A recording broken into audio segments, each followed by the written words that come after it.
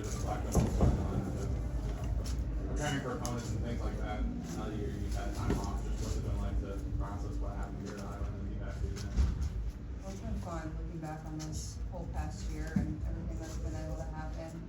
But just the journey we went on, I think reflecting back on my entire career, whether the beginning when I didn't play in front of anybody to the very end where we went to our second Final Four, second national championship game, and just how much things changed, not only for our program, but how much things changed for women's basketball in my time here. So just very grateful and fortunate, and kind of a weird feeling coming back here, not being able to play, but it's just really exciting time still for this program. I'm very fortunate to be a part of it, and feel very lucky that a lot of my former teammates and my former coaches are here and able to support me, and a lot of friends and family. So just really lucky. Yeah. Caitlin, as an alum, as a fan, what's your take on this year's team? How do you see this team? Oh, asking me the tough questions. No, I think they're definitely a younger group. I think the freshman class to me is what's really exciting.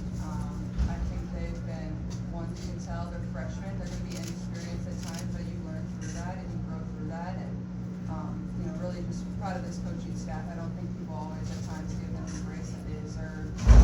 Losing 5 seniors or 6 seniors, whatever the number was, losing our head coach, and then losing Coach Fitz, which a lot of people don't talk about too often. And Coach Fitz was the person that, she did the scouts. She watched games, 8 games, or she was working ahead on things. She was Coach Brewer's kind of right-hand person, and, she never got a lot of the credit. So, that's a big loss too. But just proud of this coaching staff. Like, they've stayed resilient in the moments that have been kind of tough for them so far. But, this program's in a really good spot. You have a great young group, and you have, a couple juniors that are going to be back next year that are really good. And then, obviously, the class that you have coming in too is really good as well. So the program is in a really good spot. Caitlin, a lot of these big milestone emotional moments you were playing in a game, because you're not playing, because you've known what this is going to be like, do you feel like you'll be able to let yourself feel the emotions a little bit more? Yeah, and I feel like I already have kind of today. Like, you kind of just have like those butterflies in your stomach when you like walk in here. Not so much for a basketball game now, but obviously just to be around everybody and to enjoy this environment. I think it's definitely, you are a little bit more vulnerable. I don't have to go and compete for 40 minutes, even though I wish maybe I could. But certainly, I think it will definitely be a little bit more emotional that I don't have to compete and go play for 40 minutes. Jeff. Caitlin, you watch this team from afar. What do you hope that Iowa women's basketball is? This is kind of a page-turning day in a way. Like, what do you hope Iowa women's basketball can become?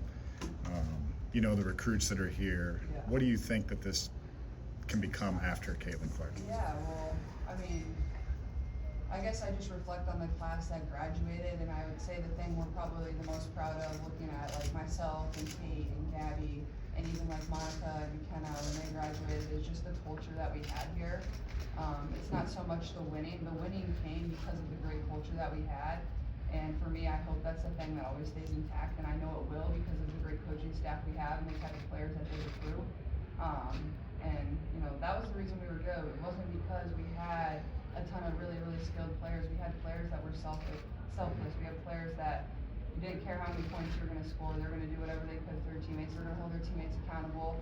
And I think that's a lost art in college these days. Like, you don't always see that, and I think that's what makes Iowa women's basketball what it is. It's just the culture piece, and I know that will carry on, and that's what I hope to see as well.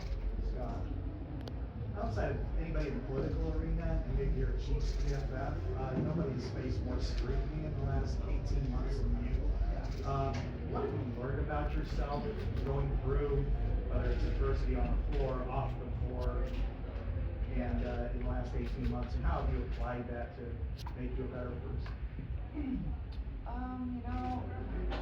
I think it's just life. Everybody goes through some of the same stuff that I've gone through, and a lot of people go through a lot worse. And I just try to remind myself every single day, like, how grateful I am to be in the position that I am. And, I try to treat everybody the same way that, that I would want to be treated. And I think it just speaks to the way I was raised and my parents raised me. There's going to be good days, there's going to be bad days. Girls are fired up.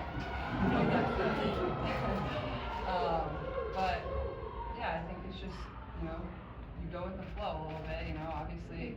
I think having a good circle around me and having a small circle around me of people that I really trust, and those are the people that you can always count on and lean on, is what's been so important for me over the past year. But also, like, I've said this before, like, I feel like one of my greatest skills is, like, I really don't care. Like, I don't care. Like, I believe in myself, I'm confident in myself, I'm confident in my teammates. I try to instill that in them. I'm confident in the coaching staff, on whatever team I was on, whether that was here, whether that's at the Fever now. And you just rely on those people, and, you know, nobody gets to step inside of your locker room, whether it was here at Iowa or whether it was, you know, with the Fever now. Like, everybody thinks they know everything and have an answer, but that's just not reality, and that goes for all of professional sports, and really, that goes for all of you as well and people in life. Two more, we'll go to Owen and then Mike. Caitlin, it's been a couple months since they announced this was going to be the day that you had your jersey retired. Can you just tell me about some of the emotions either leading up to today and what you're feeling maybe now today, especially knowing that nobody's ever going to wear 22 again here at Iowa? Yeah, well, I think first of all, I feel very lucky and fortunate because there's also been a lot of really good players to wear this number in this program, whether it's Sam Logic, Anthony Doyle, and those two specifically have been very supportive of myself over my career, so just thanks to them more than anything. And I think once you like hear the day, it's like, oh, your jersey's getting retired this day, it's like, oh, okay, but like when the day like approaches very fast, you don't have as much time to prepare for everything that's going to be involved in it, but you know, I just am fortunate to come back here. I honestly thought I would be back in Iowa City a lot more than I've been able to be over the, you know, since I've left. It's only really my second time back here.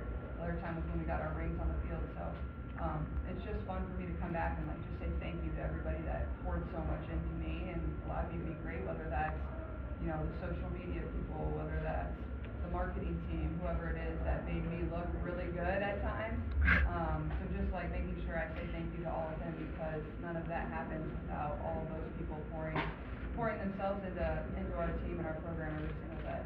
Last one, Mike. Hi, Caitlin. Your current team has made some interesting moves the last few days. How do you feel about what your roster suddenly looks like? I'm excited. Obviously, you know, we made some great moves. I think, you know, Kelly and Amber and the whole, you know, Fever organization are, you know, they're helping us win now, and I think that's really important. I think they're putting really good pieces together that are gonna, you know, complement each other really, really well.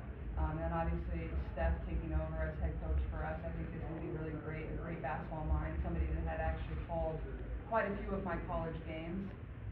So being able to build that relationship with her and just be in the gym and work on things that she probably saw when I was a freshman in college and was like, oh, that girl still can't make a left-handed layup.